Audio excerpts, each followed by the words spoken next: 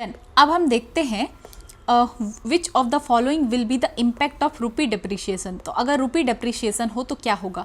Export will become more competitive. तो ये बिल्कुल सही बात है, एक्सपोर्ट जो है अपना कॉम्पिटिटिव होगा। ठीक है, अगर रूपी डेप्रिसिएट होता है, आपको ये याद ही कर लेना है कि रूपी डेप्रिसिएट होता है तो एक्सपोर्ट आपका जो है कॉम्पिटिटिव होगा। सिंपल सी बात है कि पहले जब आप क्या कर रहे थे, कोई किसी भी चीज़ को आप सेल कर रहे थे, ठीक है, अगर $1 में आपको पहले जो है 80 रुपीज़ मिल रहा था। कब मिल रहा था? जब आप कन्वर्ट कर रहे थे तो, ठीक है, आपको तो $1 मिल रहा है। जब आप इसको कन्वर्ट कर रहे हैं तो 80 रुपीज़ मिल रहा है। ठीक है, अगर रूपी डेप्रिसिएट हो गया, लेट्स से कि 90 रुपीज़ हो गया, ठीक है, तो 90 रुपीज़ हो गया तो आपको अभी भी $1 मिल रहा है और आपको पहले 80 मिलता था, अब 90 मिल रहा है। तो यहाँ पे आपका एक्सपोर्ट जो है कॉम्पिटिटिव होगा। ठीक है, तो अगर यहाँ होता क्या है कि जब कंट्री क्या करती है, डीवैल्यू करती है अपनी करेंसी को, या जो है रूपी डेप्रिसिएट हो रहा है, तो एक्सपोर्टर क्या कर पाएंगे? सेल कर पाएंगे अपने प्रोडक्ट को इंटरनेशनल मार्केट में कम प्राइस में भी, ठीक है,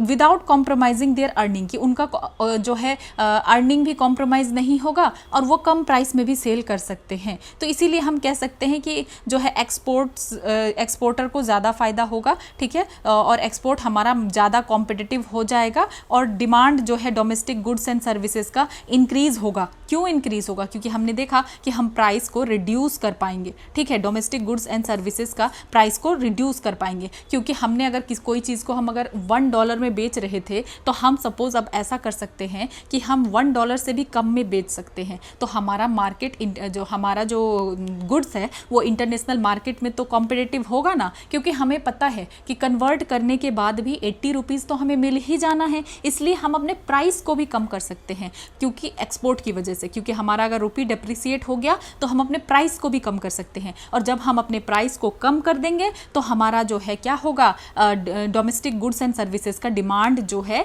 इंक्रीज हो जाएगा। इसलिए ये भी सही है। ठीक है, उसके बाद ये वाला जो है, exporter will fetch more dollars for the same amount of goods exported. तो हमने पहले वाले में ही देखा था कि एक्सपोर्टर्स जो है मोर डॉलर्स थोड़ी लेकर के आएंगे, वो डॉलर्स उतना जो जितना है उतना ही लेकर के आएंगे। हम जब इसको यहाँ पे कन्वर्ट करते हैं तब वो ज़्यादा हो जाता है अगर रूपी डेप्रिसिएट होता है तो ये गलत है बिल्कुल भी। तो यहाँ 1 और 3 इसका आंसर होगा। ठीक है, तो ये हो गया। तो इसका तीसरे वाले का सेम वही चीज़ है कि उसको जो है सेम डॉलर ही मिलेगा। ठीक है, पर यूनिट ऑफ गुड जो भी सोल्ड होगा उसको सेम डॉलर ही मिलेगा। तो यही चीज़ है, अगर वो प्राइस को रिड्यूस करेगा तभी उसको लेस डॉलर मिलेगा, नहीं तो ऐसा कुछ नहीं है कि एक्सपोर्टर जो है उसको सेम डॉलर मिलेगा। एक्सचेंज करने पे पैसा मिलता है, ये बात है। ठीक है, देन अब देखते हैं 50। ठीक है, suppose due to higher domestic inflation. अब यहाँ पे क्या है कि बहुत ही ज़्यादा डोमेस्टिक इन्फ्लेशन है। ठीक है, हमारे यहाँ रूपी जो है इस इन्फ्लेशन की वजह से डेप्रिशिएट होना स्टार्ट हो गया।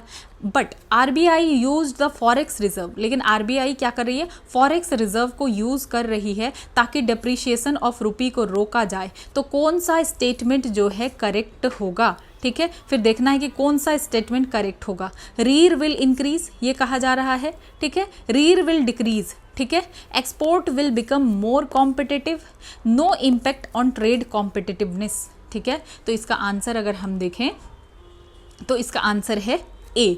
ठीक है, इस केस में क्या होगा, रीर जो है इंक्रीज हो जाएगा। REER means real effective exchange rate. ठीक है, अब इसको समझते हैं। तो सबसे पहले तो आपको क्वेश्चन को समझना है कि हायर डोमेस्टिक इन्फ्लेशन अगर है तो रूपी जो है डेप्रिसिएट होना शुरू हो जाएगा, लेकिन RBI जो है क्या करेगी, यूज़ करेगी फॉरेक्स रिजर्व को ताकि डेप्रिसिएशन ऑफ रूपी को रोक सके। तो अगर वो डेप्रिसिएशन ऑफ रूपी को रोकने के लिए फॉरेक्स रिजर्व का यूज़ करती है तो फिर क्या होगा, तो देखते हैं।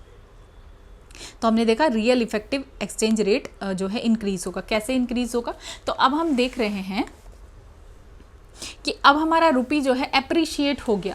ठीक है, चाहे तो नॉमिनल टर्म में हो या रियल टर्म में हो। हमारा रुपी क्या हो गया, नॉमिनल टर्म मीन्स इन्फ्लेशन की वजह से अप्रिशिएट हुआ, ठीक है। तो या तो नॉमिनल टर्म में हो या रियल टर्म में हो, हमारा रुपी का क्या हो गया, रेट बढ़ गया। तो इसका मतलब क्या हो गया कि इसका वैल्यू अब ज़्यादा हो गया, ठीक है। रुपी हमारा मोर वैल्यूएबल हो गया, तो इसका कॉम्पिटिटिवनेस अब डिक्रीज हो गया। तो एग्जाम्पल फिर से वही, ठीक है, कि अगर पोटैटो का प्राइस जो है इंक्रीज हो गया 10 रुपीज़ से 15 रुपीज़, तो वैल्यू ऑफ पोटैटो क्या हो गया, बढ़ गया, और पोटैटो लेस कॉम्पिटिटिव हो गया। तो अगर कोई चीज़ कॉस्टलियर हो जाता है, अप्रिशिएट हो जाता है, तो वो लेस कॉम्पिटिटिव हो जाता है, मतलब उसको खरीदना एक्सपोर्ट करना इतना आसान नहीं रह जाता है, ठीक है, क्योंकि प्राइस बढ़ चुका है। तो एक चीज़ आपको हमेशा ही याद रखना है कि अगर रुपी अप्रिशिएट करे, चाहे नॉमिनल टर्म में करे या रियल टर्म में करे, अगर रुपी अप्रिशिएट करता है, ठीक है, तो इसका क्या मतलब है कि नीर और रीर दोनों ही बढ़ जाएगा। क्या होगा,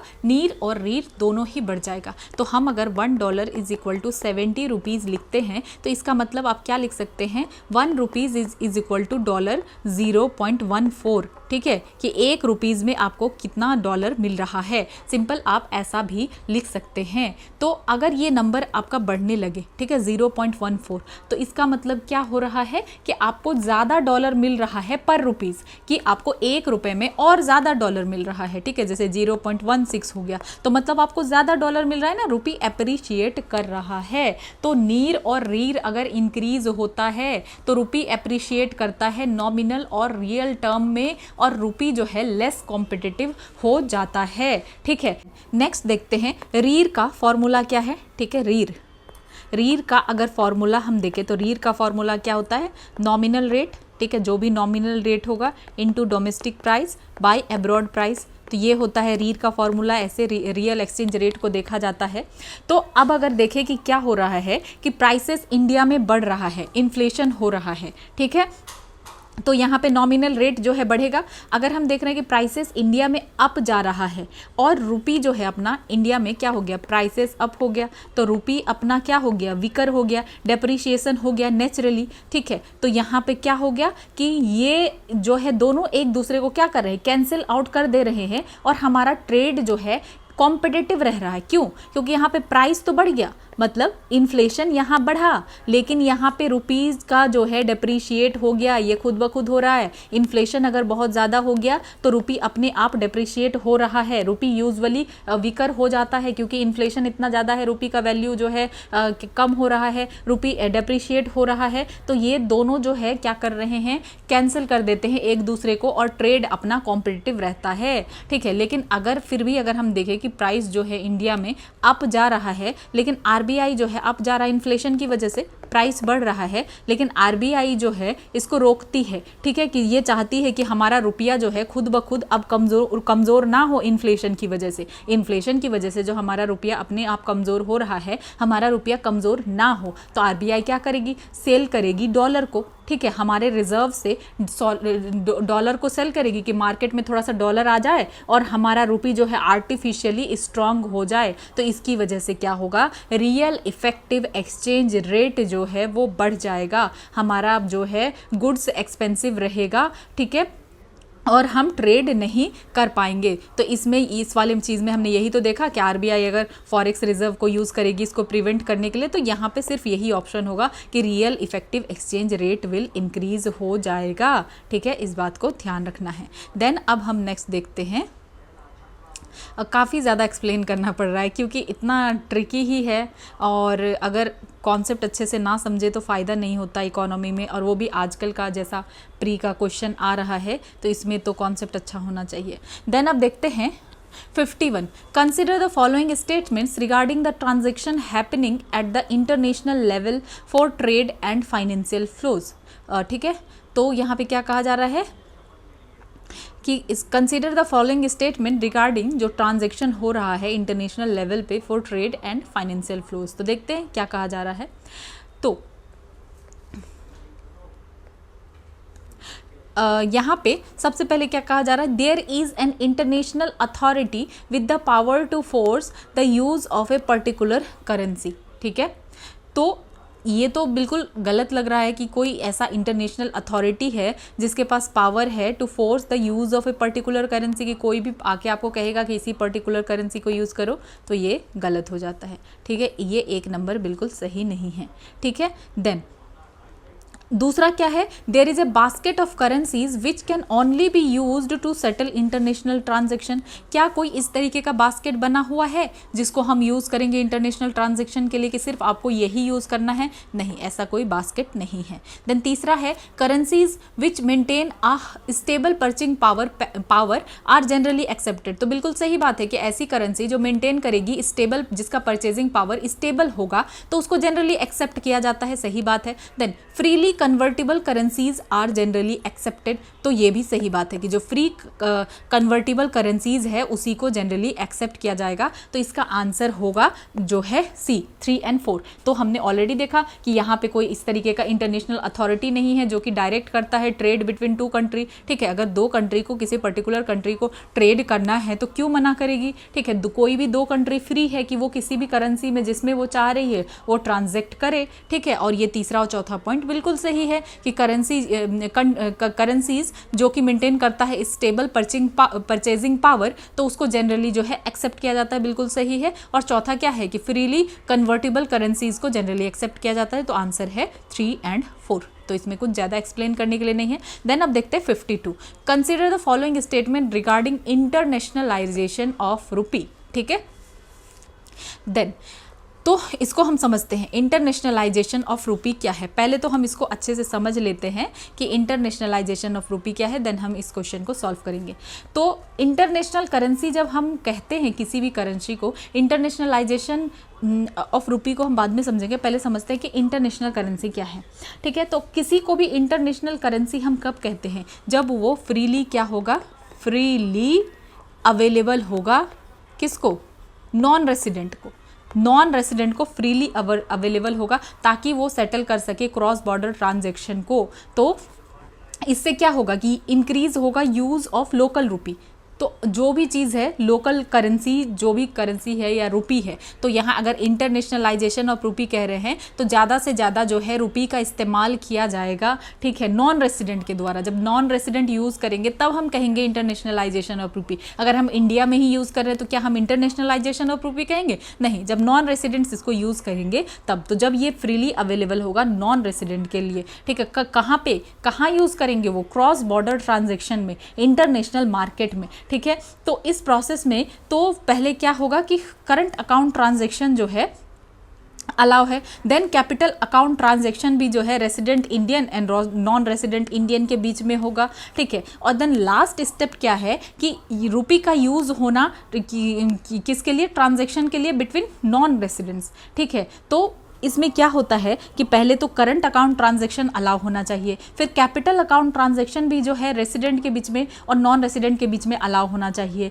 उसके बाद लास्ट स्टेप क्या है कि जो है रुपी का यूज़ जो है होना चाहिए कि हो रहा है किसके लिए? Transaction between non residents. कि अब नॉन रेसिडेंट्स भी यूज़ कर रहे हैं तब तो हमारा इंटरनेशनलाइजेशन ऑफ रुपी होगा। ठीक है, तो इंटरनेशनलाइजेशन ऑफ करेंसी का कहने का मतलब है कि इसका एक्सटर्नल क्रेडिबिलिटी क्या है। ठीक है, एज ए करेंसी इसका एक्सटर्नल क्रेडिबिलिटी क्या है, और as well as in the economy इसका क्रेडिबिलिटी क्या है, तो उसका वैल्यू बढ़ जाना। ठीक है, तो अगर हम देखें जो भी ट्रूली इंटरनेशनल करेंसीज है तो हमें देखने के लिए मिलता है कि वो लार्ज एडवांस इकोनॉमीज़ का ही है, और उनका इस्तेमाल किस लिए किया जाता है? इंटरनेशनल ट्रांजेक्शन के लिए किया जाता है। ठीक है, तो इसका कुछ प्रिविलेजेस भी है, एडवांटेजेस भी है। ठीक है, तो अब क्वेश्चन की तरफ देखते हैं कि क्या कहा जा रहा है। तो it means use of rupee for transaction between non residents. तो ये तो बिल्कुल सही बात है कि हाँ, नॉन रेसिडेंट्स के लिए ही यूज़ होना चाहिए। दूसरा, it means use of rupee transaction between residents and non residents. तो हाँ, रुपी का transaction residents and non residents के बीच होना चाहिए। ठीक है, अगर यहाँ पे दोनों रहता ना कि बिटवीन रेसिडेंट्स, तो नहीं होता, रेसिडेंट्स एंड नॉन रेसिडेंट्स के बीच में। Then military capability of a country plays role in internationalisation of currency. तो हाँ, मिलिट्री कैपेबिलिटी भी एक जो है इसमें क्राइटेरिया है और इसका रोल है इंटरनेशनलाइजेशन ऑफ करेंसी में। तो इसमें आंसर है ऑल ऑफ द अबव। तो नेक्स्ट समझते हैं कि अगर इंटरनेशनलाइजेशन ऑफ करेंसी होता है तो इससे फ़ायदा क्या है कंट्री को। तो फ़ायदा ये है कि बीओपी क्राइसिस से क्या मिल जाएगा, सुरक्षा मिल जाएगा। बीओपी क्राइसिस से हमें इसकी टेंशन हमें लेने की ज़रूरत नहीं पड़ेगी कि आप डॉलर के बारे में सोच रहे हैं, ठीक है। तो नॉर्मल केसेस में क्या होता है, जब भी इंडिया बाहर से कुछ खरीद रहा है, ठीक है, ऑयल वगैरह, तो हमें डॉलर में पे करना पड़ता है, ठीक है। और हमारे पास अगर डॉलर ख़त्म हो जाए तो बैलेंस ऑफ पेमेंट क्राइसिस आ जाती है। तो अगर इससे हमें फ़ायदा क्या होगा, अगर हमारा रुपी इंटरनेशनल हो गया तो हमें अपना बिल अपनी ही करेंसी में पे करेंगे, तो हमें हर वक्त डॉलर्स की चिंता नहीं करनी पड़ेगी कि डॉलर हमारे पास आए या करेंसी जो है और भी रिजर्व्स को हम इकट्ठा करें, इसकी टेंशन नहीं है। देन साइनोरेज, ठीक है, मतलब क्या हो गया कि जो गवर्नमेंट को बेनिफिट होता है, ठीक है। तो जैसे करेंसी को जब प्रिंट करते हैं, करेंसी प्रिंट करने का खर्चा कम होता है पर उसकी वैल्यू ज़्यादा होती है, ठीक है। तो यहाँ पे क्या होता है कि जब दूसरे देश हमारे रुपये को सेव करेंगे, ठीक है, सेव करके रखेंगे रिजर्व के रूप में, तो इंडिया को एक तरीके का इंटरेस्ट फ्री लोन मिल जाता है, ठीक है। हमें उन देशों से रियल गुड्स और सर्विसेज मिलती है और बदले में हम सिर्फ पेपर करेंसी देते हैं, ठीक है। तो यहाँ पे क्या हो गया, साइनोरेज मिल गया, ठीक है, साइनोरेज यहाँ पे मिल गया। देन तो साइनोरेज का सिंपल सा मतलब है यही है ना कि प्रिंट करने का खर्चा जितना है उससे ज़्यादा उसकी वैल्यू है, ठीक है, उसकी वैल्यू उससे ज़्यादा होती है प्रिंट करने के खर्चे से, ठीक है। तो ये होता है साइनोरेज। उसके बाद बिजनेस के लिए आसानी हो जाएगा क्योंकि एक्सचेंज रेट का टेंशन नहीं होगा कि हाँ एक्सचेंज रेट करना है। अगर इंडियन एक्सपोर्टर्स और इम्पोर्टर्स को हमेशा ये डर लगा रहे कि डॉलर का रेट बढ़ ना जाए, तो इससे क्या होगा, तो इस तरीके का कोई टेंशन अब लेना नहीं पड़ेगा। अब अगर ट्रेड जो है रुपये में ही होगा तो बिजनेस करने वाले को करेंसी कन्वर्ट करने की टेंशन नहीं होगी, ठीक है। और उनकी बार्गेनिंग पावर क्या हो जाएगा, बढ़ जाएगी, क्योंकि प्राइस फिक्स रहता है। तो मेन क्या बात है कि टेंशन ही उनको नहीं लेना है, उनके लिए बिजनेस जो है ईजी हो जाएगा, ठीक है। और चौथा क्या है कि फॉरेन एक्सचेंज रिजर्व की ज़रूरत कम पड़ेगी, हमें फॉरेन एक्सचेंज रिजर्व की ज़रूरत नहीं पड़ेगी। अगर हमारा रुपया ही हर जगह चलेगा तो हम दूसरे देश की करेंसी को फॉरेक्स रिजर्व को आखिर हम रखेंगे ही क्यों, ठीक है, ये बात है। और दूसरा और क्या हो सकता है कि अगर हमारा पैसा इतना पावरफुल है तो हमें ग्लोबल जो है पूरे ऑल वर्ल्ड में अगर हम देखें तो हमें रिस्पेक्ट मिलेगा, ठीक है। हमारा रुपये अगर इंटरनेशनल बन जाता है तो इंडिया का ग्लोबल स्टेचर जो है बढ़ जाएगा, इंडिया की इकोनॉमी एक सुपर पावर इकोनॉमी की तरह देखा जाएगा, ठीक है। तो ये सब कुछ फ़ायदे हैं। तो अब देखते हैं कि आखिर क्या क्या प्रीकंडीशन है, तब जाके इंटरनेशनलाइजेशन ऑफ करेंसी हो पाएगा। तो इसके लिए प्री कंडीशन क्या है, तो इसके लिए है साइज ऑफ इकोनॉमी, ये मैटर करता है, ठीक है। साइज ऑफ इकोनॉमी ये मैटर करता है, मींस जीडीपी ये मैटर करता है। तो ये क्या है, जीडीपी जो है मैटर करता है, साइज ऑफ जीडीपी। तो अगर आपकी इकोनॉमी इतनी बड़ी होनी चाहिए कि पूरी दुनिया का एक बड़ा हिस्सा आपसे सामान खरीद रहा हो, जीडीपी जब बड़ा होगा तब जाकर के ये जो है इंटरनेशनलाइजेशन ऑफ करेंसी हो सकता है। और सिर्फ इतना ही नहीं, बिजनेस भी जो है कैसा होना चाहिए, ग्लोबली डोमिनेट बिजनेस होना चाहिए, आपके पास बहुत बड़े बड़े बिजनेस होना चाहिए, ठीक है। उसके बाद मिलिट्री पावर भी होना चाहिए, ठीक है। ये सुनने में अजीब लगेगा कि क्यों, आखिर मिलिट्री पावर क्यों होना चाहिए, ठीक है। तो जो है होता क्या है कि दुनिया उसी करेंसी पे ज़्यादा ट्रस्ट करती है जिसके पीछे की एक स्ट्रॉन्ग मिलिट्री खड़ी हो, ठीक है। कि अगर कल कोई बड़ा वॉर या क्राइसिस होता है तो लोग देखते हैं कि कौन सा देश जो है अपने आप को या अपने पैसे को प्रोटेक्ट कर सकता है, ठीक है। तो इसीलिए ये मिलिट्री पावर भी एक स्ट्रॉन्ग चीज़ है और स्ट्रॉन्ग फाइनेंशियल मार्केट होना चाहिए। तो ये सारा कुछ प्री कंडीशन है जिसको हमने ऑलरेडी देख लिया। अब आई डोंट थिंक कि इससे ज़्यादा इसमें और बात करने की ज़रूरत है। देन अब देखते हैं 53, ठीक है। Retail investors are allowed to directly access government securities market, ठीक है। Consider the following statement. तो retail investor will be allowed both primary and secondary government securities market. तो अगर हमने पढ़ा होगा, ठीक है, बुक में, तो ये बात बिल्कुल सही है कि रिटेल इन्वेस्टर को जो है अलाउ किया जाता है प्राइमरी में भी और सेकेंडरी गवर्नमेंट सिक्योरिटीज़ मार्केट में। तो ये स्टेटमेंट सही है। देन दूसरा, individual participate in non competitive auctioning process of the G securities in primary market, ठीक है, कि यहाँ पे इंडिविजुअल क्या कर सकते हैं, पार्टिसिपेट कर सकते हैं in the non competitive auctioning. यहाँ पे अगर रहता ना कॉम्पिटिटिव ऑक्शनिंग तो ये गलत हो जाता, non competitive auctioning process of G securities in primary market, तो ये बिल्कुल सही है। देन तीसरा, it will help in reducing the cost of borrowing of the government, तो ये भी सही है कि हाँ ये जो है हेल्प करेगा ताकि गवर्नमेंट की बोरोइंग कॉस्ट क्या हो, कम हो, तो ये तीनों सही है। तो इसका आंसर हो जाएगा D, all of the above इसका आंसर हो जाएगा। ठीक है, तो अब इसके पीछे भी कुछ चीज़ें हैं, हम जल्दी से देख लेते हैं। तो पहले क्या होता था कि जो रिटेल इन्वेस्टर है, रिटेल इन्वेस्टर को अलाउ नहीं किया जाता था कि वो जी सेक को परचेज कर सके प्राइमरी मार्केट में। ठीक है, सेकेंडरी मार्केट में तो अलाउ था लेकिन प्राइमरी मार्केट में अलाउ नहीं था। फिर उसके बाद अब कुछ टाइम के बाद क्या हो गया कि इंडिविजुअल और रिटेल इन्वेस्टर को भी अलाउ किया गया कि वो जी सेक को परचेज कर सके प्राइमरी मार्केट में,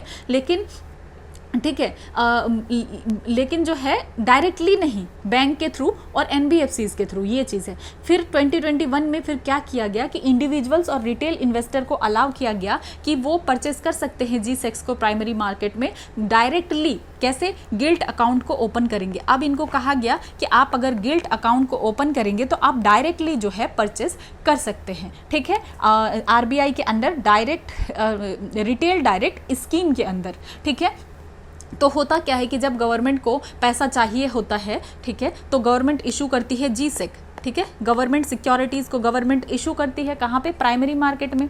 और जो बैंक और एनबीएफसीज वगैरह है, प्राइमरी डीलर्स, वो पार्टिसिपेट करते हैं बिडिंग और ऑक्शनिंग प्रोसेस में। ठीक है, तो इस तरीके से। लेकिन अब होता क्या है कि अब अगर यहाँ पे बहुत कम बैंक्स है या एनबीएफसीज है जो परचेज नहीं करना चाहते गवर्नमेंट की सिक्योरिटीज़ को, तो इंटरेस्ट रेट हाई हो जाएगा ना। तो गवर्नमेंट इंटरेस्ट रेट हाई हो जाएगा मीन्स कि गवर्नमेंट को ज़्यादा इंटरेस्ट रेट प्रोवाइड करना पड़ेगा कि कोई तो उनके जो है बॉन्ड्स को, सिक्योरिटीज़ को कोई खरीदे, तो गवर्नमेंट का जो बोरो करेगी गवर्नमेंट तो वो महंगा पड़ जाएगा क्योंकि गवर्नमेंट को ज़्यादा से ज़्यादा इंटरेस्ट रेट देना पड़ रहा है। ठीक है, अब अगर इंडिविजुअल या रिटेल इन्वेस्टर जो है पार्टिसिपेट करने लग जाए बिडिंग प्रोसेस में, ऑक्शनिंग प्रोसेस में, ठीक है, प्राइमरी मार्केट में, तो क्या होगा? लेकिन ये जो है पार्टिसिपेट करेंगे लेकिन पैसिव पार्टिसिपेंट की तरह, मतलब नॉन कॉम्पिटिटिव बिडिंग। ठीक है, बैंक और एनबीएफसीज को ही अलाउ किया जाएगा कि वो बिडिंग और ऑक्शनिंग प्रोसेस में वो रहेंगे। ठीक है, कॉम्पिटिटिव बिडिंग बैंक और एनबीएफसीज करेगी, तो याद रखना है कॉम्पिटिटिव बिडिंग कौन करेंगे?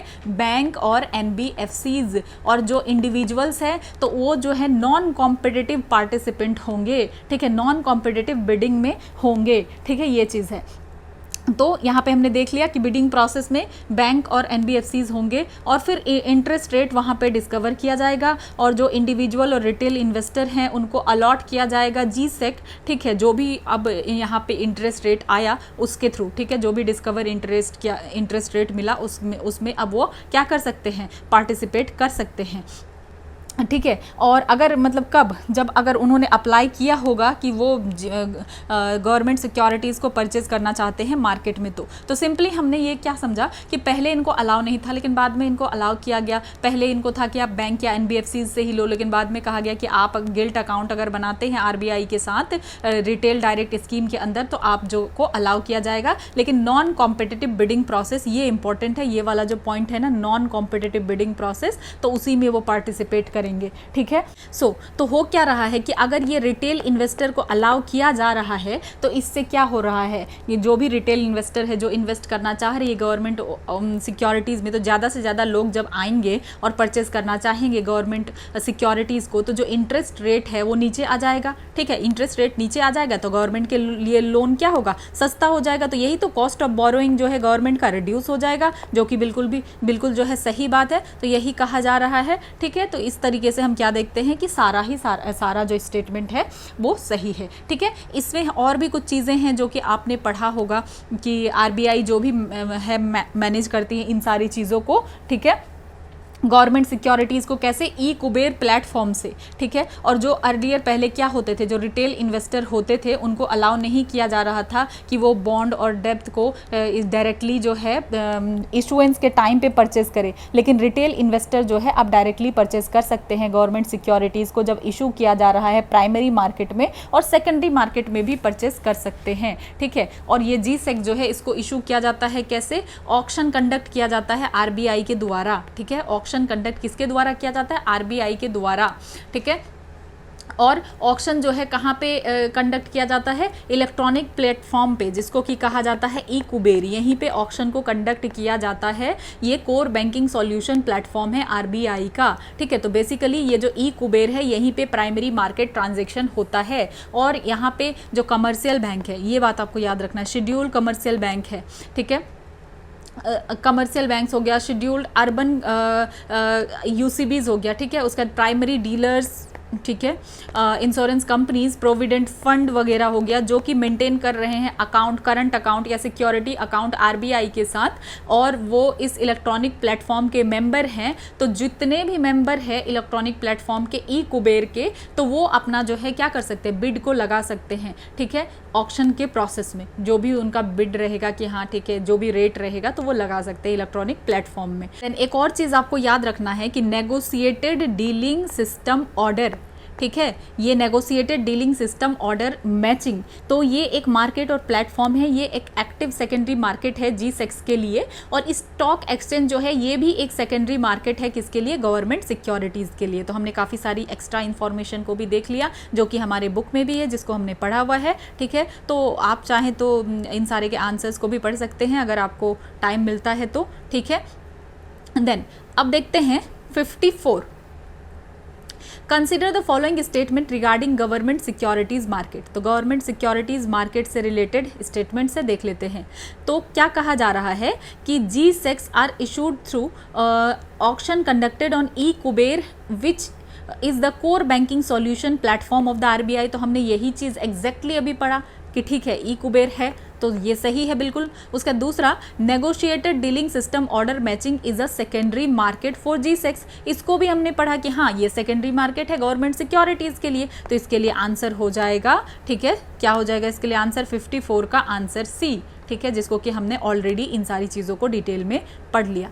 देन अब देखते हैं 55 के बारे में। Consider the following statement regarding state developmental loans. तो it can be used under SLR by banks, ठीक है, ये कहा जा रहा है। तो अगर आपने पढ़ा होगा तो SDL को जो है SLR के रूप में यूज़ किया जाएगा बैंक के द्वारा, तो ये सही है। दूसरा, ये ट्रेडेबल इंस्ट्रूमेंट है, क्या कहा जा रहा है कि ये ट्रेडेबल इंस्ट्रूमेंट है, तो ये सही है। तीसरा, RBI manages the public depth of the states. तो स्टेट्स का, ठीक है, राज्यों के बारे में पूछा जा रहा है कि क्या RBI राज्यों का पब्लिक डेप्थ को मैनेज करती है, तो बिल्कुल ये भी सही बात है। तो इसमें 55 का आंसर जो है ऑल ऑफ द अबव होगा। तो स्टेट डेवलपमेंट लोन का यूज़ किया जाता है SLR के लिए, ठीक है, ट्रेडेबल इंस्ट्रूमेंट है, और RBI पब्लिक डेप्थ जो है स्टेट का भी मैनेज करेगी। तो हमारे मन में हो सकता है कि नहीं नहीं स्टेट का क्यों मैनेज करेगी, पर स्टेट का भी मैनेज करेगी, ठीक है।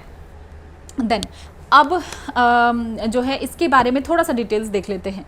तो गवर्नमेंट सिक्योरिटी है क्या, तो ये एक तरीके का ट्रेडेबल इंस्ट्रूमेंट है, ठीक है। इसको हम ट्रेडेबल क्यों कह रहे हैं, क्योंकि ट्रेड इसका किया जा सकता है। ट्रेडेबल इंस्ट्रूमेंट है जिसको कि इशू किया जाता है सेंट्रल गवर्नमेंट और स्टेट गवर्नमेंट के द्वारा। और यहाँ पे 4 तरीके का जो है गवर्नमेंट सिक्योरिटीज़ होता है। एक तो हो गया ट्रेजरी बिल, दूसरा हो गया कैश मैनेजमेंट बिल्स, ठीक है, और तीसरा हो गया डेटेड सिक्योरिटीज़, चौथा हो गया स्टेट डेवलपमेंटल लोन। तो ये तीनों जो है ना, treasury bill, cash management bill, dated securities, इन तीनों को इशू किया जाता है सेंटर के द्वारा, ये बात आपको याद रखना है। और सिर्फ स्टेट के द्वारा स्टेट डेवलपमेंटल लोन जो है स्टेट्स के द्वारा किया जाता है, ठीक है, इस चीज़ को याद रखना है। और ये भी चीज़ आपको याद रखना है कि जो ये स्टेट डेवलपमेंटल लोन्स है तो इसको आप SLR के लिए यूज़ कर सकते हैं, ठीक है। और स्टेट डेवलपमेंट लोन का मैच्योरिटी जो है मोर देन 1 ईयर हो सकता है।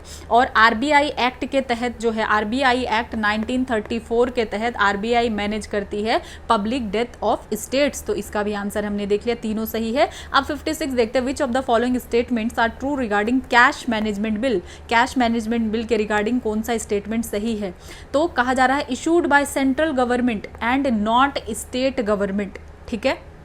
दूसरा, it is use to fund fiscal deficit, कि इसका यूज़ किया जाता है ताकि फंड किया जा सके फिस्कल डेफिसिट को, तो ये गलत है। और ये सही है कि हाँ, इसको सेंट्रल गवर्नमेंट के द्वारा ही इशू किया जाता, हमने अभी देखा, ठीक है, और स्टेट गवर्नमेंट के द्वारा नहीं, तो ये सही है। Then it can be use for temporary mismatches in the cash flow of the government, तो ये भी सही है, ठीक है। तो इसका आंसर हो जाता है 1 और 3 कि इसका यूज़ क्यों किया जाता है कि अगर कोई टेम्परेरी मिसमैच हो रहा है कैश में, ठीक है, गवर्नमेंट के पास जितना पैसा होना चाहिए था टेम्परेरी किसी चीज़ के लिए, तो फिर ये किया जा सकता है।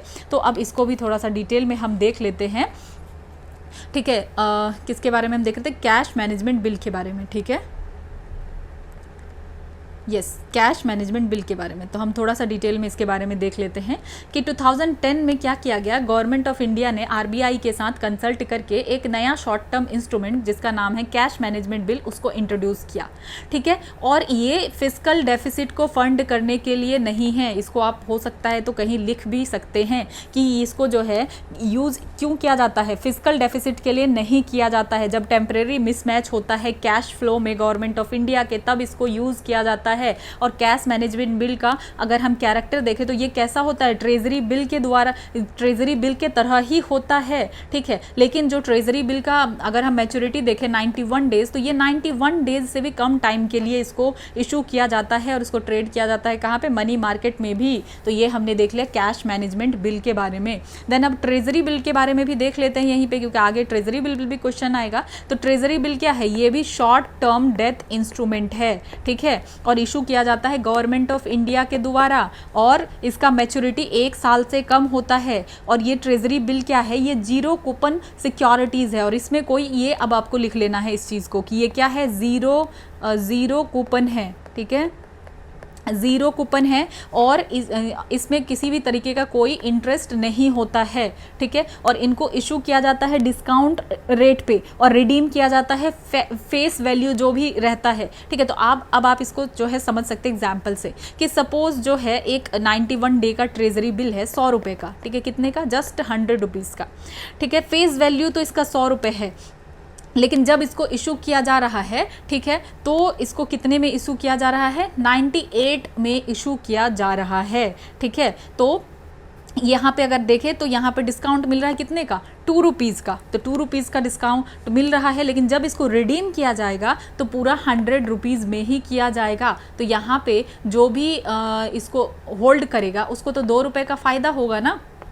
तो यही होता है ट्रेजरी बिल। ट्रेजरी बिल में ये बात याद रखना आपको ज़रूरी है कि इसमें किसी भी तरीके का इंटरेस्ट पे नहीं किया जाता है, क्योंकि इसको जब इशू किया जाता है तब ही इसको कम रेट में इशू किया जाता है। और जो होल्डर है, ठीक है, वो सपोज जो होल्डर है वो क्या कर रहा है, 98 रुपीज़ में ये मिल रहा था ट्रेजरी बिल, उसने 98 रुपीज़ इन्वेस्ट करके इसको खरीद लिया, ठीक है। अब ये उसके पास रहा, उसको कोई इंटरेस्ट नहीं मिलेगा। लेकिन जब गवर्नमेंट दोबारा इस चीज़ को जब वापस लेगी तो फिर उसको क्या करेगी, तो फिर उसको 100 रुपीज़ देगी। तो जो इन्वेस्टर था उसने कितना लगाया, 98 रुपीज़ लगाया, लेकिन गवर्नमेंट उसको कितना देगी बाद में, 100 रुपीज़ देगी। तो क्या इसमें कोई इसको इंटरेस्ट रेट मिला क्या, नहीं, इंटरेस्ट रेट नहीं मिला। तो ये जो डिफरेंस है, यही डिफरेंस उसकी अर्निंग है। तो यही होता है ट्रेजरी बिल, और ट्रेजरी बिल को भी ट्रेड किया जाता है मनी मार्केट में भी। देन डेटेड सिक्योरिटीज़ क्या होता है, तो डेटेड जो है सिक्योरिटीज़ सेंट्रल गवर्नमेंट का सिक्योरिटीज़ होता है, और टेन्योर इसका देखें तो कितना तक हो सकता है, 1 साल से लेकर 50 साल तक हो सकता है इसका टेन्योर।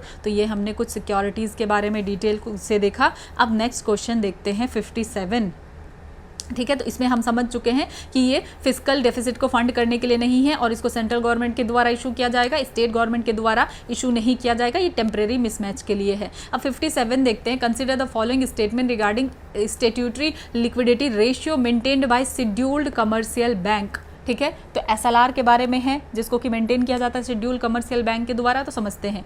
तो इसको मेंटेन किया जाता है एज पर RBI एक्ट 1934, बिल्कुल गलत है, ठीक है। इसको किसके द्वारा मेंटेन किया जाता है, as per banking regulation act जो 1949 का है उसके द्वारा। तो ये गलत हो गया, ठीक है, 1 गलत। Then can be maintained as cash balance with RBI, तो हाँ, इसको जो है मेंटेन किया जा सकता है RBI के साथ, RBI के पास, ठीक है, कैश बैलेंस की तरह। और तीसरा क्या कहा जा रहा है, cash management bill, treasury bills, dated securities, state development loan, all are considered as SLR securities. तो SLR सिक्योरिटीज़ के रूप में इन सबको कंसिडर किया जाता है। तो ये बिल्कुल सही है कि कैश मैनेजमेंट बिल का, ट्रेजरी बिल का, डेटेड सिक्योरिटीज़ का और डेवलपमेंटल लोन का, ठीक है, इन सारे का यूज़ किया जा सकता है SLR सिक्योरिटीज़ के रूप में, ठीक है। तो इसीलिए इसका आंसर हो जाएगा B 2 और 3। सो बैंक को मेंटेन करना पड़ता है SLR, ठीक है, अपने साथ, ठीक है। बैंक खुद के साथ ही जो है SLR मेंटेन कर सकती है इन द फॉर्म ऑफ, चाहे वो कैश हो, चाहे गोल्ड हो या गवर्नमेंट सिक्योरिटीज़ हो, ठीक है। लेकिन अगर वो चाहे तो उसको वो RBI के साथ भी रख सकते हैं। तो हम इस क्या कह सकते हैं कि जो भी कैश जो है बैंक के पास जो है बच रहा है, ठीक है, जो बैंक के पास एक्सेस में है CRR के अलावा, उसके बाद जो भी पैसा बच रहा है बैंक के पास, तो वो क्या है, SLR है। क्योंकि CRR तो रखना ही पड़ेगा, जैसे CRR जो है RBI के पास रखना ही पड़ेगा, और CRR के अलावा जो भी पैसा बैंक के पास बच रहा है, चाहे वो RBI के पास रखे, खुद के पास रखे, तो वो जो है क्या है, वो उसको कहा जाता है SLR, ठीक है। तो ये हमने देखा कि SLR जो है वो क्या कर सकती है, स्टैट्यूटरी लिक्विडिटी रेशियो को वो मेंटेन रख सकती है RBI के साथ भी, ठीक है। तो ये भी सही है। अब देखते हैं 58। तो 58 का आंसर को हम समझते हैं। क्वेश्चन क्या है, consider the following statement regarding ways and means advance. तो वेज एंड मीन्स एडवांस क्या है, उसके बारे में क्वेश्चन पूछा गया है। तो ये अवेलेबल है सेंट्रल और स्टेट गवर्नमेंट दोनों के लिए। तो हाँ, वेज एंड मीन्स एडवांसेस दोनों के लिए अवेलेबल है, ठीक है। और government needs to pay interest on ways and means advance. तो गवर्नमेंट को जो है इंटरेस्ट पे करना पड़ता है इसमें, ठीक है। Then it is to meet the temporary mismatches of receipt and payments, ठीक है। तो ये टेम्परेरी मिसमैच जो होता है, ठीक है, रिसीट और पेमेंट का, तो ठीक है, तो उसी को मीट करने के लिए यूज़ किया जाता है वेज एंड मीन्स एडवांस को। तो ये भी सही है। तो इसका आंसर क्या है, ऑल ऑफ द अबव है। तो अब इसको भी थोड़ा सा समझ लेते हैं कि RBI जो है ये वेज एंड मीन्स है क्या, तो ये एक तरीके का लोन फैसिलिटी है, ठीक है। क्या है ये, लोन फैसिलिटी है, जो कि RBI के द्वारा प्रोवाइड किया जाता है सेंटर को भी और स्टेट को भी। तो ये ऐसा नहीं आपको सोचना है कि नहीं स्टेट को नहीं प्रोवाइड करती होगी, स्टेट और सेंटर दोनों को प्रोवाइड कर रही है। क्योंकि RBI है क्या, banker to the government, government के लिए भी तो बैंकर है ना। तो ये टेम्परेरी लोन फैसिलिटी प्रोवाइड करती है, जिसको हम कहते हैं वेज एंड मीन्स एडवांसेस, ठीक है। तो इसको डिज़ाइन क्यों किया गया था, वेज एंड मीन्स एडवांसेस को लाया इसलिए गया था कि जो टेम्परेरी मिसमैच हो रहा है ना, जो रिसीट है और जो पेमेंट है उसमें, कि जो इनकम आ रहा है या जो पेमेंट करना पड़ रहा है, तो उसमें टेम्परेरी मिसमैच देखने के लिए मिलता है। तो इसको अवेल किया जाता है अगर इमीडिएट कैश चाहिए, ठीक है। अगर इमीडिएट कैश चाहिए तो फिर कहाँ जाएगी, RBI के पास। तो ये WMO एक लोन फैसिलिटी है, ठीक है। 90 डेज के लिए उसको जो है दिया जाता है, और 90 डेज के बाद ये फैसिलिटी को खाली कर दिया जाता है, वैकेट कर दिया जाता है, और इंटरेस्ट रेट जो है चार्ज किया जाता है वेज एंड मीन्स एडवांसेस के लिए, ठीक है। अगर लोन है तो इंटरेस्ट रेट तो चार्ज किया ही जाएगा, तो रेपो रेट पे इसको चार्ज किया जाता है। और इस पे लिमिट क्या होगा, तो इसको म्यूचुअली डिसाइड किया जाता है RBI एंड गवर्नमेंट के द्वारा। तो आई होप ये आपको समझ में आ गया। तो ये तीनों स्टेटमेंट इसके लिए सही है। उसके बाद आप देखते हैं 59, consider the following statement regarding ways and means advances. तो it is use to fund government's fiscal deficit. तो ये हमने ऑलरेडी देखा कि नहीं, ये गवर्नमेंट के फिस्कल डेफिसिट को फंड करने के लिए नहीं है। और it is tradable government security, ठीक है। तो ये ट्रेडेबल गवर्नमेंट सिक्योरिटी भी नहीं है। तो इसका आंसर है नीदर, ठीक है। ये ट्रेडेबल गवर्नमेंट सिक्योरिटी क्यों नहीं है, क्योंकि वेज एंड मीन्स एडवांस तो एक तरीके का लोन है ना, ठीक है। तो लोन को तो आप ट्रेड नहीं कर सकते, इसीलिए ये ट्रेडेबल गवर्नमेंट सिक्योरिटी नहीं है। और इसका यूज़ जो है फिस्कल डेफिसिट को फंड करने के लिए किया जा रहा है, ये भी नहीं है, इसीलिए आंसर है नीदर। इसको समझते हैं कि सपोज अगर हम ये समझना चाहे कि गवर्नमेंट का डेफिसिट कितना है, 10 लाख करोड़ गवर्नमेंट का क्या है, डेफिसिट है। तो अब गवर्नमेंट ने सोचा कि इसको कैसे भरा जाए, तो गवर्नमेंट ने बॉन्ड इशू कर दिया, ठीक है। बॉन्ड इशू कर दिया 10 लाख करोड़ का, ठीक है। ट्रेजरी बिल इशू कर दिया। ट्रेजरी बिल इशू करने के बाद भी गवर्नमेंट को लग रहा है कि अभी भी कुछ कैश रिक्वायरमेंट है हमारा, तो उन्होंने फिर अब जो है 10 लाख करोड़ को लेने के बाद भी अब उन्होंने क्या किया कि 21 डेज़ के लिए इसको कर दिया। उसके बाद अभी भी जो है गवर्नमेंट का खर्चा पूरा नहीं हो पा रहा, या जो भी डेफिसिट है ये पूरा नहीं हो पा रहा है, ठीक है, तब गवर्नमेंट क्या करेगी, लोन लेगी, जिसको हम कहेंगे ways and means advances RBI से, और बॉन्ड भी इशू कर सकती है। तो अगर गवर्नमेंट बॉन्ड फिर इशू करती है तो हम कहेंगे इसको क्या कहेंगे, कैश मैनेजमेंट बिल कहेंगे, ठीक है। ट्रेजरी बिल के बाद अभी भी गवर्नमेंट का खर्चा पूरा नहीं हो पा रहा है, तो गवर्नमेंट क्या करेगी, कैश मैनेजमेंट बिल को इशू कर सकती है बॉन्ड के रूप में, या गवर्नमेंट जो है वेज एंड मीन्स एडवांसेस के तहत जो है क्या लेगी, लोन ले सकती है, ठीक है। सपोज जो है कितना 21 डेज के लिए लोन ले सकती है, कितने टाइम के लिए, वेज एंड मीन्स एडवांसेस के थ्रू 21 डेज के लिए, ठीक है। लेकिन 21 डेज़ के बाद गवर्नमेंट को इसको पे करना ही पड़ेगा।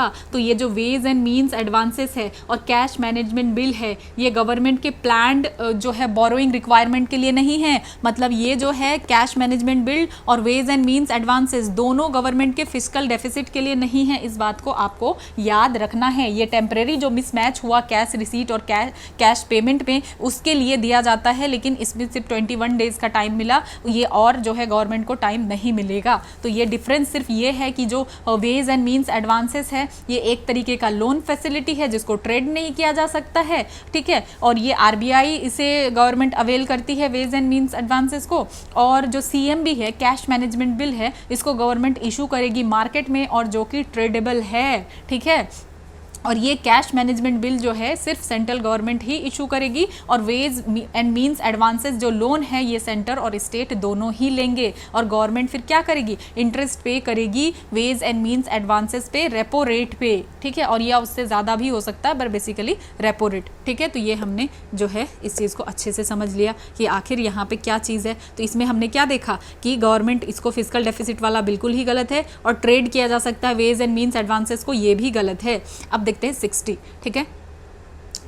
Which of the following statement will be true if the inflation in economy is increasing? तो इसमें से क्या सही होगा, अगर इन्फ्लेशन बढ़ रहा है, ठीक है, तो बॉन्ड प्राइसेस विल डिक्रीज, ठीक है। तो क्या बॉन्ड प्राइस डिक्रीज होगा, तो हाँ होगा। बॉन्ड होल्डर्स विल लूज, तो जो बॉन्ड को होल्ड कर रहा है, ठीक है, तो उसको लूज होगा, बिल्कुल होगा। उसके बाद the yield on bond will increase, तो यील्ड जो है बॉन्ड पे इंक्रीज हो जाएगा, तो ये भी सही है। अब बॉन्ड के बारे में पहले आपको बॉन्ड का कॉन्सेप्ट समझना होगा। समझते हैं बॉन्ड्स के बारे में, ठीक है, क्योंकि बॉन्ड्स के बारे में समझना बहुत ज़रूरी है किसी भी क्वेश्चन को सॉल्व करने से पहले। बॉन्ड्स का तो बॉन्ड्स है क्या, तो ये एक तरीके का डेथ इंस्ट्रूमेंट है through which an entity borrows money from investor. तो जिसको भी पैसा जो है बोरो करना है, उधार लेना है इन्वेस्टर से, तो वो क्या करेगी, एक डेथ इंस्ट्रूमेंट को मार्केट में लेकर आएगी, ठीक है, और जिससे कि पैसा उधार लिया जाता है इन्वेस्टर से। तो जो इन्वेस्टर है मीन्स वो लेंडर या क्रेडिटर जो क्रेडिट देगा, और इशूवर है जो बॉन्ड को इशू करता है, बोरोवर वो उधार लेगा, ठीक है। तो इशूवर क्या प्रॉमिस करता है, जो इशूवर है वो कह रहा है कि ठीक है हम जो बोरो कर रहे हैं तो आपको हम क्या देंगे, पीरियडिक इंटरेस्ट देंगे, मतलब कूपन देंगे आपको। इंटरेस्ट को कहा जाता है कूपन, और प्रिंसिपल रीपेमेंट एट मैच्योरिटी, ठीक है। और आपको हम रीपे करेंगे कब, मैच्योरिटी के टाइम पे, ये कहा जा रहा है, ठीक है, कि हम आपको कब रीपे करेंगे, मैच्योरिटी के टाइम पे। मतलब जो भी आपसे हम क्या कर रहे हैं यहाँ पे, इस केस में क्या होगा कि आपने सपोज उधार लिया, तो आप कह रहे हैं कि हम इंटरेस्ट आपको देते रहेंगे, और आप जब ये मैच्योरिटी हो जाएगा इस बॉन्ड का, सपोज 1 साल 2 साल जो भी टाइम है, तो उस टाइम पे आपको हम पूरा प्रिंसिपल भी दे देंगे, और तब तक आपका अर्निंग कैसे होगा, इंटरेस्ट से अर्निंग होगा। दैट्स इट, बस इतना ही है।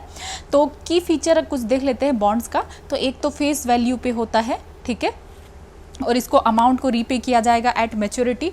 और कूपन रेट मतलब फिक्स्ड इंटरेस्ट रेट होता है फेस वैल्यू पे। सपोज अगर ये 1000 फेस वैल्यू है तो इसी के ऊपर इंटरेस्ट रेट दिया जाएगा। देन मैच्योरिटी का मतलब है time period after which principle is repaid, कि कितने टाइम बाद आप प्रिंसिपल को रीपे करेंगे। सो समझते हैं इशू प्राइस के बारे में, ठीक है।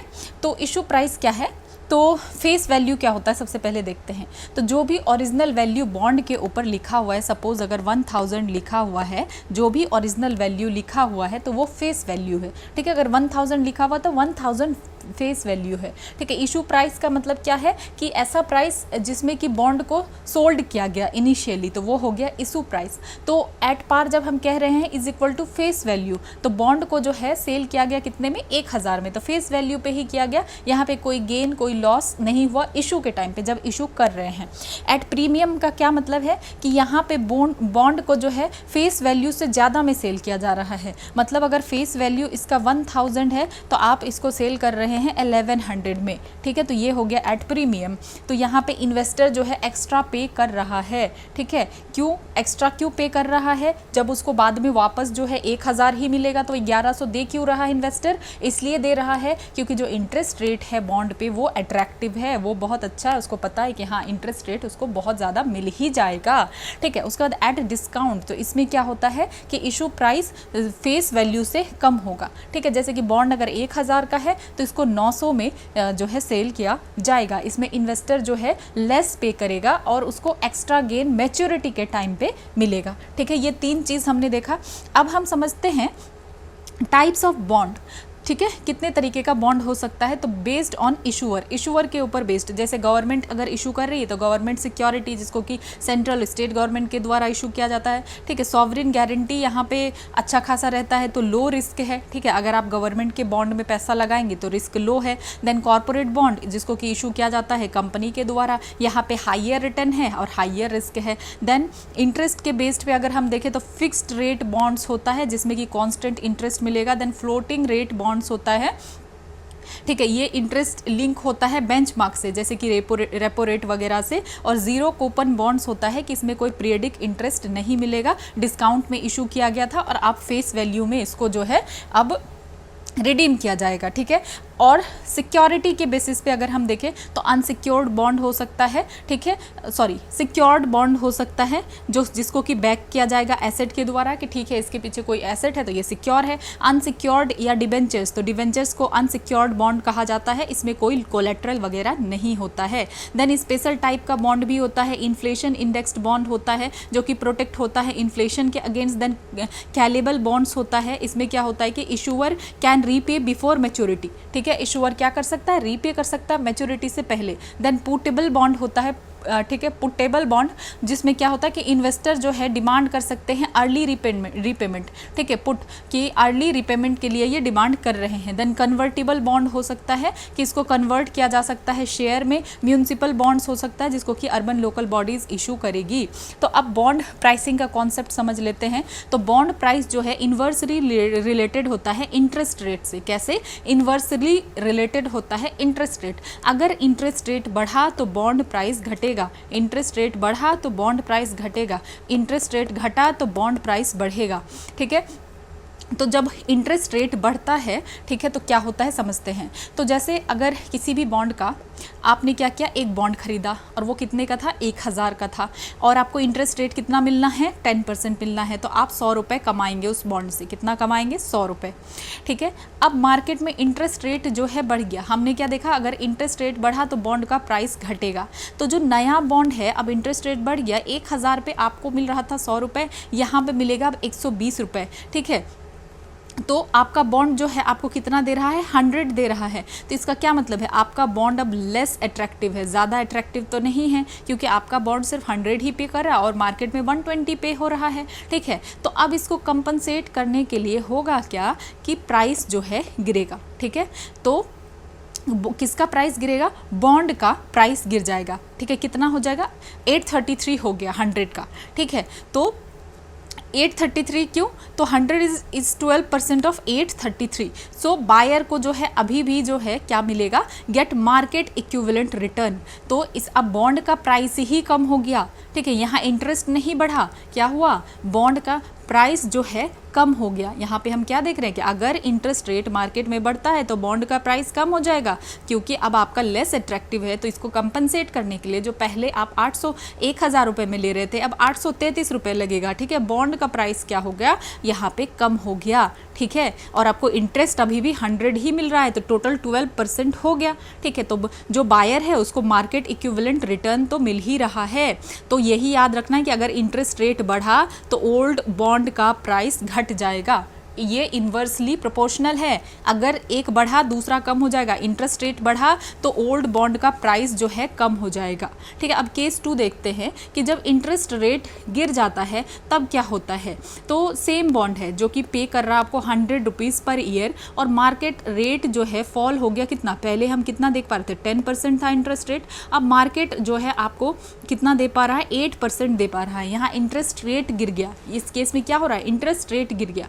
ठीक है, तो नया बॉन्ड जो है सिर्फ आपको 80 ही देगा और आपका बॉन्ड आपको 100 देगा। तो किसका ज़्यादा अट्रैक्टिव है, आपका बॉन्ड ज़्यादा अट्रैक्टिव है। तो अब लोग चाहेंगे कि इस बॉन्ड को लिया जाए क्योंकि ये बॉन्ड ज़्यादा इंटरेस्ट दे रहा है, तो पीपल चाहेंगे कि इसी बॉन्ड को लिया जाए। अब इस बॉन्ड का प्राइस क्योंकि बढ़ जाएगा, डिमांड जिसका बढ़ेगा प्राइस उसका बढ़ेगा, तो इस बॉन्ड का प्राइस हो गया 1250। ठीक है, तो ये क्यों हुआ, क्योंकि यहाँ पे अगर हम देखें कि 100 इज 8% ऑफ 1250। ठीक है, 100 कितना है 8% है 1250 का। तो इस केस में क्या हो रहा है कि इंटरेस्ट रेट घटा तो बॉन्ड प्राइस बढ़ा। आप सिर्फ ये 2 चीज़ याद रख लें, आपका काम जो है हो जाएगा कि अगर हायर मार्केट रेट है, ठीक है, अगर मार्केट रेट ज़्यादा है तो ओल्ड बॉन्ड जो है वो कमज़ोर दिखेगा। ठीक है, प्राइस गिर जाएगा। ठीक है, और अगर मार्केट में रेट लो है तो जो ओल्ड बॉन्ड है वो स्ट्रॉन्ग दिखेगा, प्राइस राइज करेगा। ठीक है, सिंपल 2 लाइन आपको ये वाली याद रखनी है, इंटरेस्ट रेट बढ़ा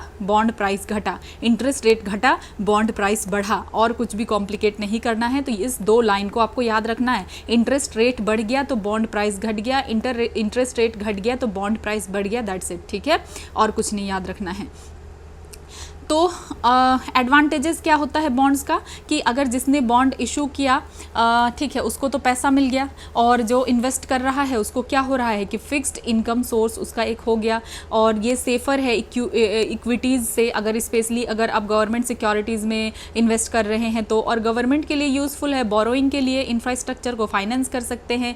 रिस्क क्या हो सकता है, क्रेडिट रिस्क, कि जो इशूवर है जिसने बॉन्ड इशू किया है अगर वो डिफ़ॉल्ट कर दे तो, अगर वो रिटर्न ना करे तो। ठीक है, इंटरेस्ट रेट रिस्क है कि प्राइस अगर फ्लक्चुएट किया तो इंटरेस्ट रेट में नुकसान हो सकता है। इन्फ्लेशन रिस्क है कि अगर इन्फ्लेशन हो गया तो जो रियल रिटर्न है वो कम हो जाएगा। लिक्विडिटी रिस्क भी हो सकता है कि अब इसको बेचा कैसे जाए, डिफ़िकल्ट टू सेल हो सकता है। अब देखते हैं बॉन्ड और इन्फ्लेशन का क्या रोल है। हमने बॉन्ड और इंटरेस्ट रेट देखा, अब बॉन्ड और इन्फ्लेशन को भी देख लेते हैं। ठीक है, तो इस केस में क्या हो रहा है, अगर इन्फ्लेशन बढ़ रहा है तो क्या हो रहा है, इंटरेस्ट रेट, इन्फ्लेशन बढ़ रहा है मतलब सिंपल सी बात है इंटरेस्ट रेट बढ़ रहा है, और इंटरेस्ट रेट बढ़ रहा है तो बॉन्ड प्राइस घट रहा है, वही कॉन्सेप्ट है। बस थोड़ा सा ये ध्यान रखना है कि इन्फ्लेशन बढ़ा, इंटरेस्ट रेट बढ़ा, बॉन्ड प्राइस घटा, इन्फ्लेशन घटा, इंटरेस्ट रेट घटा, बॉन्ड प्राइस बढ़ा। ठीक है, तो ये हो क्यों रहा है, जब इन्फ्लेशन बहुत ज़्यादा इकोनॉमी में हो रहा है प्राइस जो है ऊपर जाएगा और वैल्यू ऑफ मनी जो है गिर जाएगा। ठीक है, सेंट्रल बैंक फिर रिएक्ट करेगी, इन्फ्लेशन को कंट्रोल करने के लिए आरबीआई इंक्रीज करेगी इंटरेस्ट रेट को। ठीक है, इन्फ्लेशन अगर जो है बढ़ जाएगा तो आरबीआई इंटरेस्ट रेट को बढ़ाएगी ना इन्फ्लेशन को कंट्रोल करने के लिए। तो अब बॉन्ड पे क्या इम्पैक्ट करेगा कि नया बॉन्ड जो है वही सेम हायर रिटर्न देगा, जो ओल्ड बॉन्ड रहेगा वहाँ पे लोअर फिक्स्ड रिटर्न मिलेगा जो कि लेस अट्रैक्टिव रहेगा, सो प्राइस जो है गिर जाएगा। ठीक है, तो सिंपल सी चीज़ है कि अगर जैसे ही हमने देखा इंटरेस्ट रेट बढ़ा तो बॉन्ड का प्राइस गिरा। ठीक है, ये चीज़ हमने देखी, तो इस चीज़ को आपको याद रखना है। ठीक है, और एक चीज़ याद रखना है आपको कि इन्फ्लेशन की वजह से जो रियल रिटर्न होता है वो घट जाता है। ठीक है, आप अगर अर्न कर रहे हैं 100 बॉन्ड से, 100 रुपीज़ आप बॉन्ड से अर्न कर रहे हैं लेकिन प्राइस इंक्रीज़ हो गया है 8%। ठीक है, तो रियल गेन आपका कम हो जाता है। हाई इन्फ्लेशन की वजह से जो है बॉन्ड लेस अट्रैक्टिव लगता है। ठीक है, डिमांड फिर गिर जाता है और प्राइस भी घट जाता है। तो ये सब चीज़ आपको कुछ याद रखना है। ठीक है, तो ये इन्फ्लेशन वाला केस को हम देख ही लेते हैं कि अगर जो है सपोज़ आपका बॉन्ड आपको 100 रुपीज़ पर ईयर दे रहा है और आरबीआई ने इंटरेस्ट रेट को बढ़ा दिया, अब नया बॉन्ड 120 रुपये दे रहा है, तो 100 आपका तो कमज़ोर लग रहा है, इसीलिए प्राइस फॉल हो जाएगा।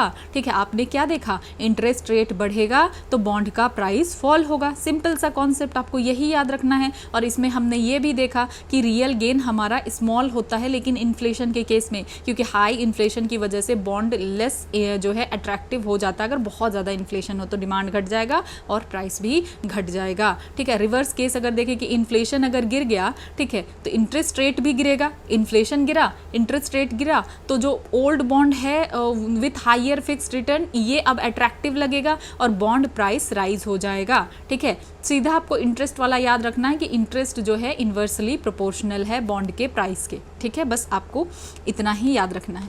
अब देखते हैं when a foreign investor buys Indian bond. तो अगर अब कोई फॉरेन इन्वेस्टर आया और उसने इंडियन बॉन्ड को बाय किया, जैसे एफपीआई वगैरह है, ठीक है, तो होगा क्या, कैपिटल इनफ्लो हुआ हमारे यहाँ लिक्विडिटी बहुत ज़्यादा बढ़ गया। फॉरेन करेंसी जैसे यूएस डॉलर वगैरह इंडिया में आया, ठीक है, और इसको कन्वर्ट किया गया रुपी में, तो सप्लाई ऑफ मनी जो है फाइनेंशियल सिस्टम में ये बढ़ गया। तो कैपिटल इनफ्लो होने की वजह से लिक्विडिटी हो गया। ठीक है, अब इम्पैक्ट क्या पड़ेगा बॉन्ड मार्केट में, डिमांड बॉन्ड का बढ़ जाएगा, बॉन्ड प्राइस बढ़ जाएगा। अब जब बॉन्ड प्राइस बढ़ गया, ठीक है, बॉन्ड का प्राइस बढ़ गया तो यील्ड अब जो है कम मिलेगा। ठीक है, अब ये चीज़ भी आपको याद रखना है कि अगर बॉन्ड का प्राइस बहुत ज़्यादा हो तो आपको यील्ड जो है वो कम मिलेगा। ठीक है, जितना आप महंगा बॉन्ड खरीदेंगे आपको उतना ज़्यादा फायदा नहीं होगा। ठीक है, ये इन्वर्स रिलेशन है बॉन्ड प्राइस का और यील्ड का। तो इंटरेस्ट रेट पे क्या इम्पैक्ट पड़ेगा, अगर लोअर यील्ड हो रहा है तो ओवरऑल बोरोइंग कॉस्ट इकोनॉमी में गिरेगा। ठीक है, ओवरऑल बोरोइंग कॉस्ट इकोनॉमी में गिरेगा और गवर्नमेंट और कंपनीज जो है बोरो कर सकती है चीपर। तो ये बात आपको याद रखना है कि अगर बॉन्ड प्राइसेस बढ़ गया, बॉन्ड का अगर डिमांड, जिस चीज़ का डिमांड होगा उसका प्राइस बढ़ेगा। तो अगर बॉन्ड का प्राइस ज़्यादा बढ़ गया, अगर बॉन्ड सबसे सपोज अगर पहले 1000 का था, 1000 रुपीज़ का था, अब बॉन्ड जो है 1250 रुपीज़ का हो गया। ठीक है, और इंटरेस्ट रेट पहले यहाँ पे भी 100 मिल रहा था, अभी भी 100 मिल रहा है, तो यील्ड तो कम हो रहा है ना। इस केस में यील्ड कम होता जा रहा है कि आप बॉन्ड पहले 1000 में खरीद रहे थे, आपको 100 मिल रहा था, अब आप 1250 में खरीद रहे हैं, आपको 100 मिल रहा है, तो आपका यील्ड तो कम हो गया। ठीक है, क्योंकि इसका डिमांड ज़्यादा है। ठीक है, डिमांड ज़्यादा है इस वजह से। तो ओवरऑल बोरोइंग कॉस्ट जो है क्या होगा, डिक्रीज हो जाएगा, गवर्नमेंट और कंपनी बोरो कर पाएगी चीपर। ठीक है, अब एक्सचेंज रेट पे क्या इम्पैक्ट पड़ेगा, ज़्यादा से ज़्यादा डॉलर अगर इनफ्लो होगा तो रुपी एप्रिशिएट होगा, जितना डॉलर हमारे पास आएगा हमारे रुपी की कीमत बढ़ेगी। ठीक है, लिक्विडिटी अगर देखें तो सिस्टम में लिक्विडिटी हो जाएगा, ज़्यादा से ज़्यादा पैसा अवेलेबल हो जाएगा बैंक और मार्केट को, तो आरबीआई स्टेरिलाइजेशन कर सकती है, इंटरवीन कर सकती है। देन इसमें एक रिस्क फैक्टर भी ये देखते हैं उसको कि अगर फॉरेनर जो है सडनली बॉन्ड को सेल करने लगे तो क्या होगा, कैपिटल आउटफ्लो होगा। ठीक है, अगर जैसे वो आ रहे थे, ठीक है, यहाँ इन्वेस्ट कर रहे थे तो पैसा हमारे पास आ रहा था, अब अगर वो जा रहे हैं लेकर के सब कुछ सेल करके तो कैपिटल फिर बाहर चला जाएगा, लिक्विडिटी हमारा कम हो जाएगा, बॉन्ड का प्राइस हमारा घट जाएगा। तो अब अगर बॉन्ड का प्राइस 850 हो गया, ठीक है, घट गया और 100 रुपये था, ठीक है, पहले सपोज 1000 था और अब 850 हो गया और आपको इंटरेस्ट जो है 100 ही मिलेगा, यहाँ पे भी आपको 100 ही मिलता। तो अब जैसे बॉन्ड का प्राइस घटा तो यील्ड बढ़ गया। ठीक है, बॉन्ड और प्राइस के यील्ड के लिए भी आपको इन्वर्स रिलेशन याद रखना है, रुपी अब अपना डेप्रीशिएट हो जाएगा। तो ये हमने देखा। अब एक और चीज़ समझते हैं कि इन्फ्लेशन के केस में, ठीक है, बॉन्ड होल्डर और डेटर किसको ज़्यादा फायदा होगा। तो अगर इन्फ्लेशन होता है, प्राइस लेवल बढ़ता है, तो इसका मतलब क्या है कि रियल वैल्यू मनी का कम हो गया। तो जो बॉन्ड होल्डर है, लेंडर है, ठीक है, इसको क्या मिल रहा था, फिक्स्ड इंटरेस्ट और प्रिंसिपल मिलेगा इसको बाद में। ठीक है, फिक्स्ड इंटरेस्ट मिल रहा है, ठीक है, but money they get has less purchasing power. लेकिन क्यों, अब जो इसको वापस पैसा मिलेगा, जब इस लेंडर ने बोरोवर को पैसा दिया था तब उस पैसे का वैल्यू ज़्यादा था, वो बहुत कुछ खरीद सकते थे, लेकिन अब जब ये वापस कर रहे हैं तो इसका परचेजिंग पावर कम हो गया है, इसीलिए रियल रिटर्न जो है कम हो जाएगा, इसीलिए लूज होता है, बॉन्ड होल्डर को नुकसान होता है इन्फ्लेशन के टाइम पे। और जो डेटर है, बोरोवर है, ठीक है, तो इसको फायदा होता है, रीपे करता है loan in less valuable money की। ठीक है, पैसा तो आपको दे रहे हैं लेकिन इस मनी का वो वैल्यू नहीं है जो पहले हुआ करता था। तो रियल बर्डन ऑफ डेथ जो है इसका डिक्रीज होता है, इसको इन्फ्लेशन के टाइम पे जो उधार ले रहा है बोरोवर है उसको फायदा हो रहा है। तो इन्फ्लेशन जो है बेनिफिट करता है डेटर को, बोरोवर को, और हार्म करता है क्रेडिटर्स को। ठीक है, तो